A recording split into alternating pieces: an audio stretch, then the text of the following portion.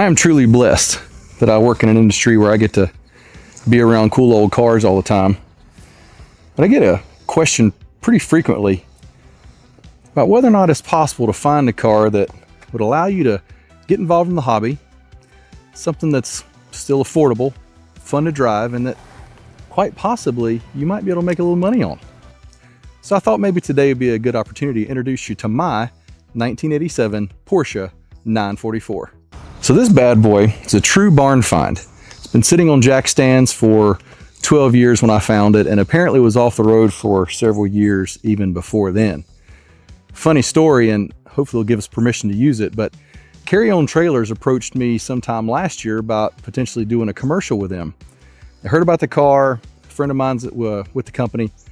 Anyway, so long story short, we spent a long weekend and went down to Georgia, just outside of Atlanta, and filmed us picking this car up from the barn that we found it in Georgia. Pretty cool story. So a friend of mine made mention of this car on Facebook. A friend of his owned it and was looking to get rid of it. He bought it with the intention of fixing it up and getting it back on the road, and had some health issues. And the car was rust-free, really clean, really straight, obviously a little rough around the edges, but the important things were there. So I said, sure, bought it, sight unseen. He texted me a few pictures, and I said, sure, I'm a glutton for punishment, I'm in. So we went down with a film crew and filmed picking it up. They literally were there when I saw it for the very first time. We drug this beauty back from just outside of Atlanta, and it's been sitting in my shop or in my driveway now for a little over a year as I've been slowly getting it back on the road. So yes, it may be a little rough around the edges, but the bones are good, and that's really what I wanted to talk to you about today. If you're thinking about jumping in this hobby, maybe I'll show you a few things that you can look for. So whenever looking at a car, first things first, will the glass break? The glue from the mirror released.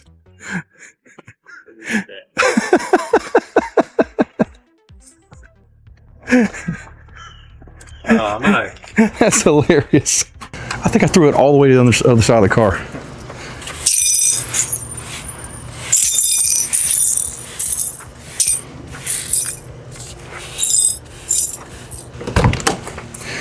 So when you go look at a classic car like this, first thing you want to check is whether or not the engine will turn over, or in this case is just free.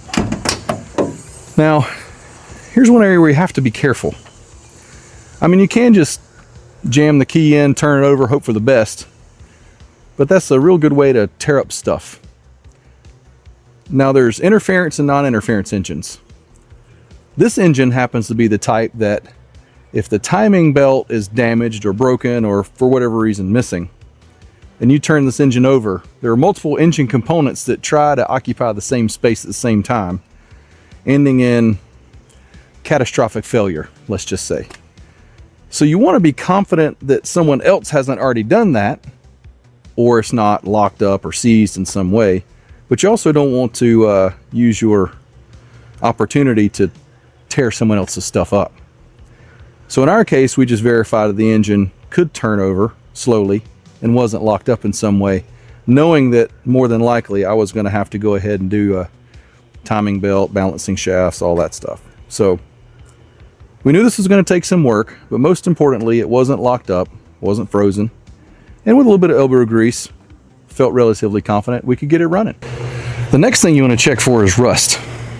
Surface rust, that's fine. Structural, frame rust, body mounts, I mean, unless you're just a real glutton for punishment or really committed to major surgery, that's the kind of things you want to stay away from. Crawl up underneath it, look around, check support members. If you've got, major cancer, probably just walk away. Now, I'm a little bit of a hypocrite. Here behind me, you can see my 74 Ford F100. That thing was slap eaten up with rust. Matter of fact, I jokingly say you could stand in the bed of the truck flat-footed on the ground.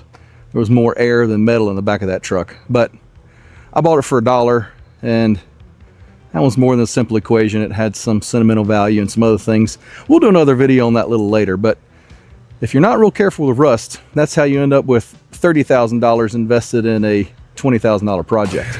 Next thing you want to consider is, are parts available? One of the things that makes a 944 a reasonably good choice is because you can get pretty much anything you need for this car. With the Porsche's heritage selection, with aftermarket retailers, shoot, a lot of the parts for this car, you can just go down to your Porsche dealership and order. Now with that said, anything that says Porsche is going to be pretty expensive, but at least it's available. But that begs the question, how you do things right and still be affordable? Case in point, one of the big ticket items on this car, interior. Interior is completely roached. The seats were cracked, torn up. Now I could take it to a shop and have a custom interior made. It would have been very expensive. There's a couple places online where I could send my seats off to, they would rebuild them, send them back. Also very expensive. I'm not an upholsterer. I just don't have the skill set or the tools to reupholster them on my own. So I found a happy medium. I found a retailer online that sells the OEM covers for these seats. Now I'm not talking about the cheap, crappy slip covers, but actually OEM replacement covers for the seats. I contacted my local upholsterer, a guy I've got a great relationship with just right down the road, told him what I was thinking, and he told me exactly what to order and quoted me a very reasonable price to install them for me. So I did all the background work. I did the labor of getting them out, getting them ready, getting them cleaned up, driving into a shop, ordered the parts, had them brought in, took everything to him. He's just doing the technical part of getting them on the seats repaired, then I'll go pick them up. So for a few hours of manual labor on my part, I've saved literally over half of what it would cost me if I take it to another shop. There are plenty of opportunities like that with a little sweat equity, a little bit of research. You can cut a few corners and save a few dollars, but still have a very quality end product. Another thing I like to do is whenever I get a older vehicle like this, is I take it to a shop and pay for a diagnostic overview. Like you would if you were looking to buy one. Some of these cars, it's just not feasible to take and drive them to a shop. I have gone as far as to pay a professional come with me to look at a car if I need a lot of advice with it. But in this case, take this car down, they put up on their lift, they do a thorough search, tell me exactly what in their opinion needs to be done, and then I ask them to triage that list. And then together we come up with a game plan. What are things that are probably best that they do? They've got the tools, the experience, the knowledge. And what are things that I'm fully capable of doing? In this case, I did the fuel system from back to front. I took my time with it. I wasn't in a hurry. There were a lot of components that needed to be replaced, and let's be honest, sitting that long, there's a lot of gummed up fuel in the system, so it all had to be gone through. I took the injectors out, sent them off out west and had them cleaned. For $90, I got essentially brand new, cleaned, balanced injectors, what would have cost me $2,000 or $3,000 to order new from Porsche. Went through the entire fuel system, replaced the spark plugs, the wires, the rotor, I mean the whole 9 yards, did a nice tune-up on it. Was able to get it running on my own. The brakes were completely trashed. Of course, I didn't know that until I got it running. So I ended up tearing the brakes apart, rebuilding the calipers, rebuild kits, did that on my own, installed a new master cylinder, bled the brakes, really took my time. That kind of stuff I could do as I had time on my own for a fraction of what it would have cost at a big shop. Now, there's some other items that I'm gonna have to take to them. AC is one that's gonna cost a small fortune on this car, but that's another story. I just don't have the time or the equipment or knowledge to do that, so they're gonna do that for me. But that's where you can really take your time, pick and choose. If you've got a good relationship with a local shop, they'll be willing to come up with a game plan for you. They're the experts, just ask them. But that's a great way to save a ton of money on a project like this. Now, if you were looking at this thinking, those wheels look awful clean compared to the condition of the paint, well, you'd be right. I really like these foam dial rims that it came with, and they were in decent shape, but the tires, although brand new, were dry rotted because they'd been sitting for 12 years. So I had to put new tires on. I wasn't going to put new tires on old nasty rims, so I went ahead and sandblasted them, had them powder coated, and then clear coated. If you're interested to know what color this is, very technical spec. It's called Porsche Silver. But yeah, I like my wheels. Hope you like them.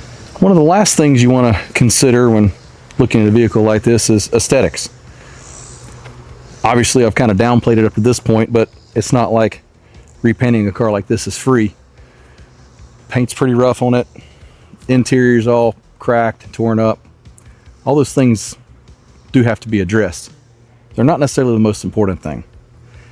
There are ways that you can still get a deal on paint jobs and interior. This one in particular, I'm going to try to paint myself. It's not impossible. You don't have to have a spray booth or a bunch of fancy equipment. You can do it on your own, and we'll probably have another video on that down the road. But if you're a little unwilling to take that risk, you can do a little elbow grease on the front side and save you some time, and call around some shops. You can still get some deals on a decent paint job. But again, I would consider that one of the last things to consider when you're looking at a vehicle like this. But the very last thing you want to think about, or may want to think about, is resaleability. Now with this car, it's a 944, was kind of the redheaded stepchild of the Porsche line. I don't know how you're supposed to say that. If you think you know, put it down in the comments. Is it Porsche? Is it Porsche? I feel like I use them interchangeably. But this car is really coming into its own. It's a really fun car to drive. I mean, make no mistake, it's not super fast or anything, but it is a fun car to drive. It's very well balanced. It will absolutely stick in the corners. And let's face it, it looks great. Sexy hips, great lines. It's a really cool car. Kind of a general rule of thumb I like to think about is, look at what the current 40 to 50 year olds, what it was they wish they had when they were 16 to 18.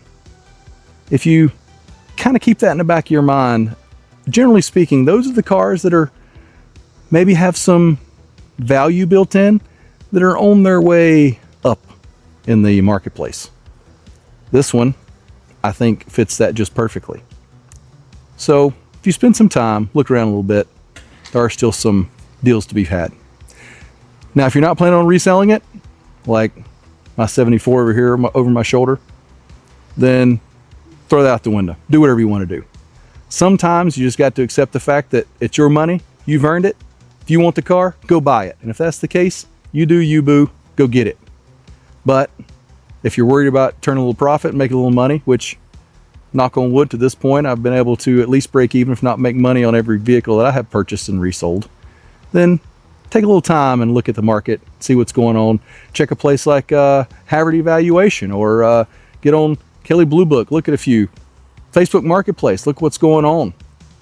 Auto Trader, there's a million places you can look, see some values. Do some hunting, you can find some good deals. A couple fun facts for you. At launch, the Porsche 944 had better weight distribution than the 911, thanks to its rear-mounted transactional engine up front. Car and Driver called this one of the best handling cars in the 1980s. In 1987, a base 944 cost $30,000. In today's money, that's 80 grand. And the 2.5 liter engine, it's basically half of a 928 V8. Now you know. So if you're thinking about getting into the hobby, or you've got a car like this hiding in your garage, drop a comment. I'd love to hear what you're working on or what you're looking for. And if you want to follow along as I bring this one back to life, or attempt to bring it back to life, hit subscribe. We'd love to have you along the journey.